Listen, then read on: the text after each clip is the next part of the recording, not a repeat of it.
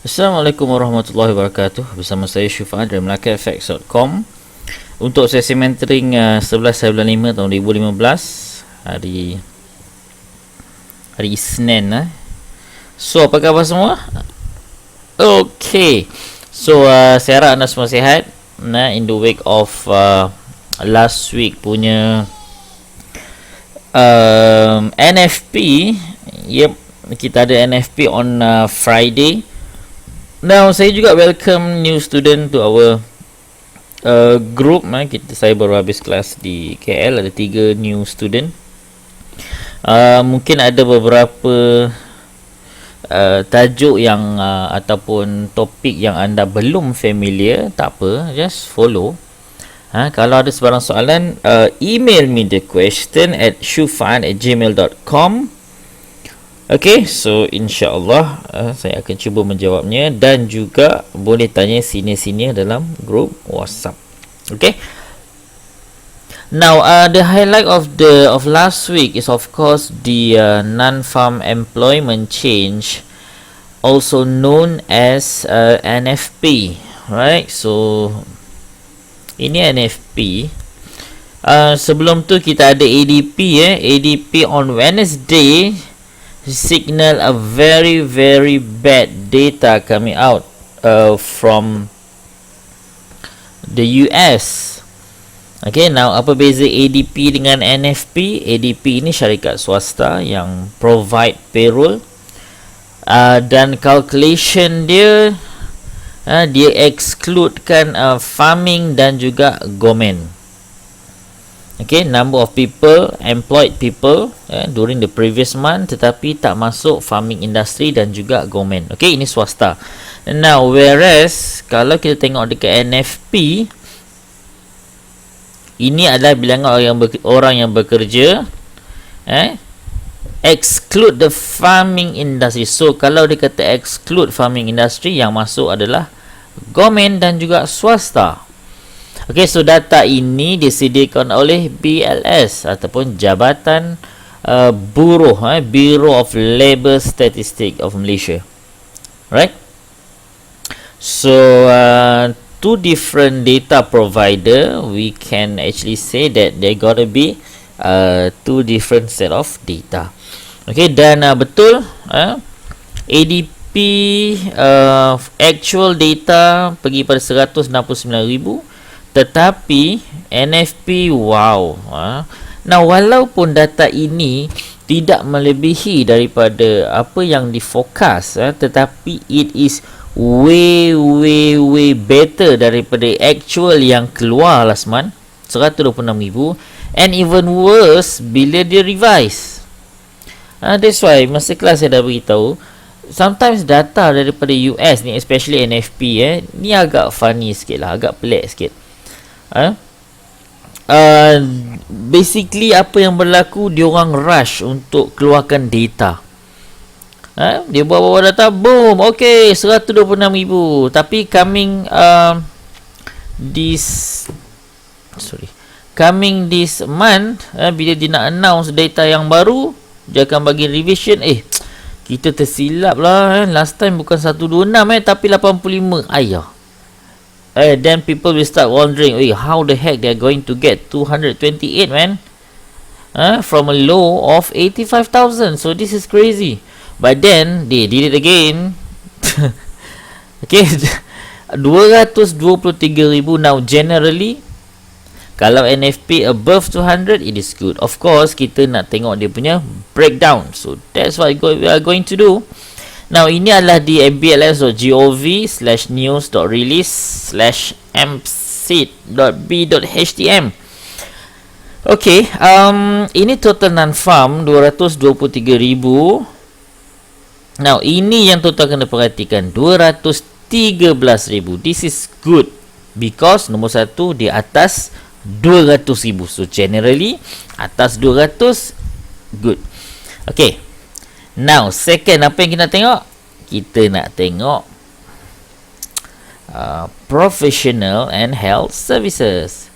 Yay, 62,000. Very good compared to last month. 35 saja, dan the month before that is 49. If you compare it year to year, it is 72. Of course, environment, pekerjaan dah bertukar. So 62,000 is very good. But look at government. I hate this one. 10. Ayo. Ni tak syok. Okay, last month syok negative 9. Okay, this month tak syok 10. But it is still okay compared to last year punya April 17. Okay, so 5, negative 9, 10. This is so sajalah. Not that good lah. Kita mengharapkan agar kerajaan tidak mencipta lagi peluang pekerjaan, atau kalau cipta pun very minimum lah. Very minimum. Lately kalau tuan-tuan perhatikan apa yang berlaku di Malaysia, ada SPA, mungkin ada perkeliling ataupun rumours saying that kerajaan dah bekukan perkhidmatan kerajaan sekarang. I think it's good lah. Basically dia bagus sebenarnya, sebab some of the government staff may be underutilized. So maybe they have to reform, maybe they have to restructure their departments, okay, and see siapa yang boleh diutilizekan lagi lah. But of course the government Malaysia especially sekarang ni agak gila sikit, especially in the wake of case of 1MDB, this tabung haji punya issue. So I mean, this is not good for economy, not good for Malaysia, okay, not good for politics. So it worries me a little bit, okay, it worries me a little bit lah. But you know what, kita ni marhain, kita nak cakap lebih pun is it's beyond our control, sebab dia orang tu yang berkuasa and they should know lah. If you are a board of director in one company, and then you happen to be a board of director in one trouble company, you can actually use your fund daripada company A beli asset company B. Itu dah kira macam misuse of power, right? Tapi you know what, pelik lah. This is what happened. Okay, so coming back to Malaysia, to US. Okay, good professional and business service, this is good, CC2, but a little bit of disappointing in the government. We want to see this one very minimum. Okay, 10 is okay, tapi kalau boleh lagi rendah, it's even better. Okay, worst is of course mining and logging. Okay, mining ni termasuk sekali maybe dengan industri minyak di US. Ada isu yang baru-baru ini. Okay, so 15,000 layoff there. Okay, and but it is well compensated dengan construction, 45,000. Now this is good. Okay, pada pendapat saya, construction and professional service is the real deal here. Now for constructions here refers to perumahan. Okay, housing starts, housing permits. Okay, people are starting to buy houses again, and this is actually good. Sebab apa? Bila kita study ekonomi US in the sense of housing area, nombor satu, bila orang beli rumah, orang akan meminjam dengan bank. Okay, so bila pinjam, of course dia melibatkan mortgage, dia melibatkan interest rate. Okay, yang kedua, ia juga melibatkan ripple effect. Apa itu ripple effect? Maksudnya any purchasing of houses, sama ada dia existing ataupun new, akan melibatkan renovation, akan melibatkan pasang grill ke, pasang rumput ke, wiring ke, things like that. So itu kita panggil sebagai ripple effect. So basically this is good. Maksudnya lebih banyak rumah, so hopefully there will be a lot of buyers coming in. Okay, Manufacturing very very disappointing, sorry, satu saja, not good at all. And sini pun teruk, wholesale trade, dan of course retail trade. These two spoils the day. Okay. There's been declining in workforce, di wholesale trade dan juga retail. Teruk wholesale negative 4.5, retail even worse. Retail just 12.1 and wholesale even worse, negative 4.5. Okay. Now overall we can see that pada saya ini adalah NFP yang so-so sajalah.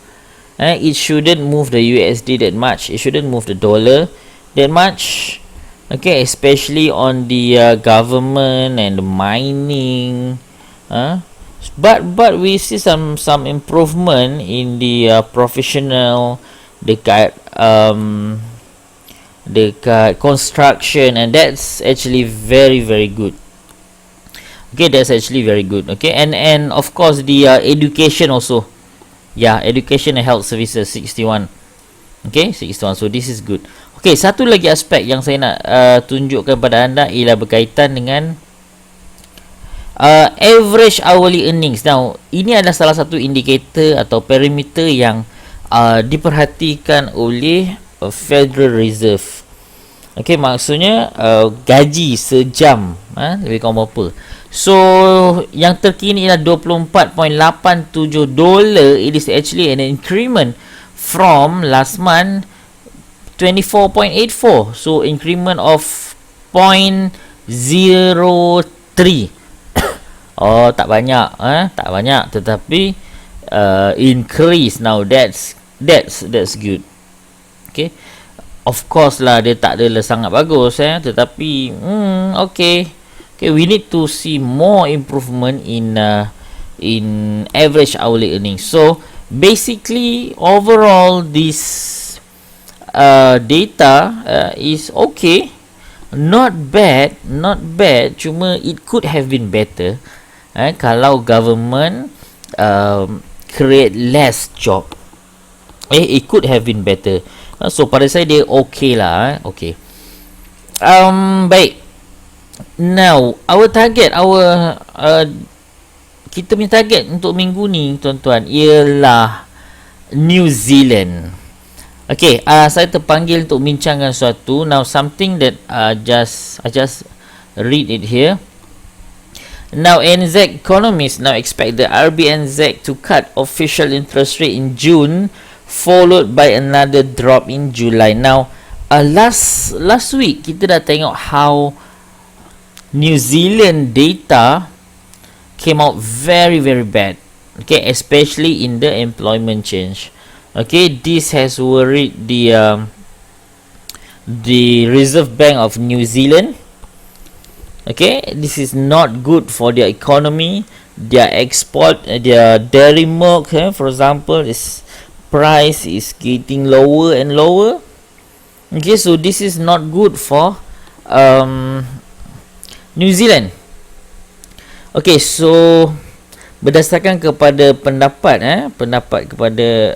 daripada ANZ Economist ni, saya rasa ada lagi yang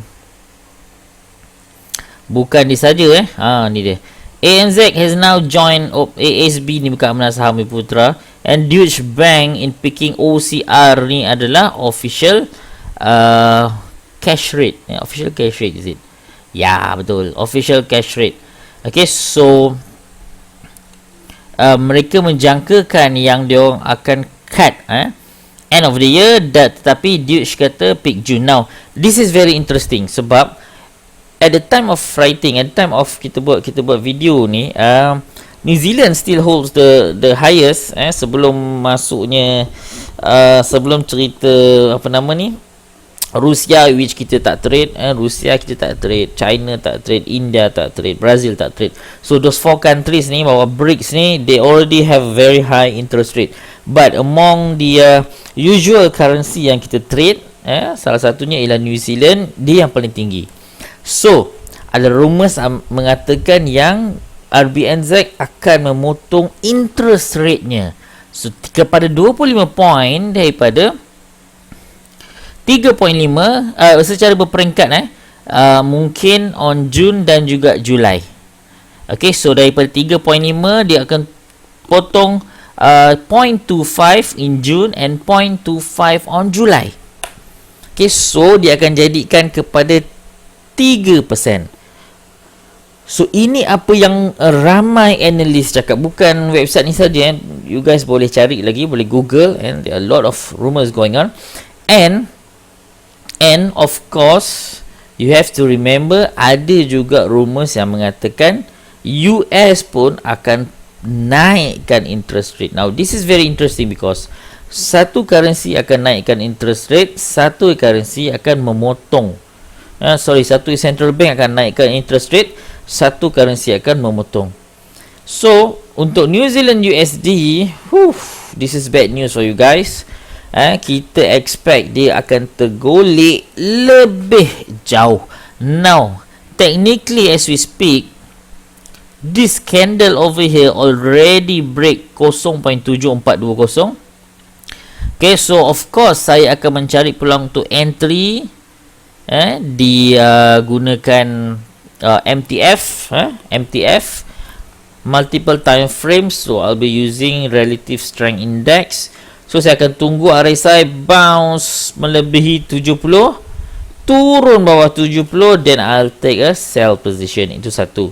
Atau yang kedua, I can always use my trusted last case strategy, in which saya akan biarkan price untuk drift naik balik within this area and then cari satu pattern dan saya akan sell.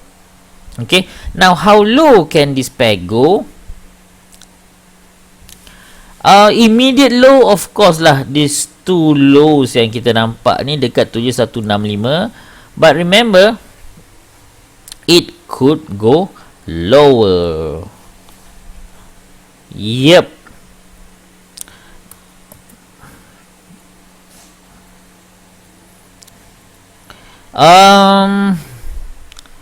Kalau direct impact will go to 65, 63. Okay, of course kita ada John Key as Perdana Menteri pun dia kata 65 cent is something valued ataupun fair value untuk New Zealand dollar. Okay, but we'll take it slowly at a time, one at a time. So kita nak tengok price ini break these two lows here first, 7165, and then kita tengok whether dia boleh turun lagi bawah ataupun tidak. Okay, so this is on weekly chart. Saya juga boleh drawkan Fibonacci sini. Okay, this Fibonacci level sebenarnya bawahnya ada 61.8. Kalau 50% retracement pun dia baru dekat sini. This is also good. Around 68.61. Kemudian dia ada another support at 65. Kalau kita ambil betul-betul dekat 61, it would go somewhere 63.93. Lebih kurang 64 lah. Okay, so within this area, this is very, very, very much possible untuk New Zealand jatuh ke area ini if RBNZ did cut the rate and US did raise their rate. So dia akan acceleratekan kejatuhan ni dengan lebih cepat. Okay, dan satu lagi of course New Zealand Japan pun there's a free fall over here. I've already made the Fibonacci for you guys. Okay, so this one doesn't look good for New Zealand also. Okay, dia dah break dekat 88.8. Of course dia belum break kalau hari ni tak habis this one. Okay, so I need to make sure that this break is valid. Okay, and then baru saya akan cari peluang untuk sell di time frame H1. I think I just miss it. Okay, break, alamak, last kiss over here. Okay, never mind. Okay, itu satu peluang. Mungkin saya akan masuk kejap lagi. And of course kita juga boleh gunakan multiple time frame strategy. Okay, now kalau saya besarkan dekat sini, sebenarnya sini ada gap. Okay, kalau saya pun fikir juga tu, kalau dia boleh naik sampai sini kan best. Kalau dia boleh try to fill this gap, then it would have been a wonderful trade for me. Sebab bila dia naik sini, the chances are it will fall even further down. Okay, but no problem, kita tengok boleh tak dia bertahan, this level bertahan, ataupun mungkin naik lagi sikit sampai sini, atau boom terus ke bawah. We don't know. Okay, kita tak tahu. So we'll take a step at a time. Okay, hari ini tidak ada banyak, ada tak banyak news? Let me check for you guys. Okay, so hari ni Monday, Australia. Of course, petang ni ada, kejap lagi ya. Wow, ada official bank rate. Saya tak perasan tu. Okay, this is good. Okay, sebab minggu lepas baru cerita pasal Great Britain, pilihan raya semua. So, we're going to watch this one pukul 7. Okay, so you guys take care. Hopefully kita jumpa lagi hari Rabu nanti ya. Assalamualaikum warahmatullahi wabarakatuh.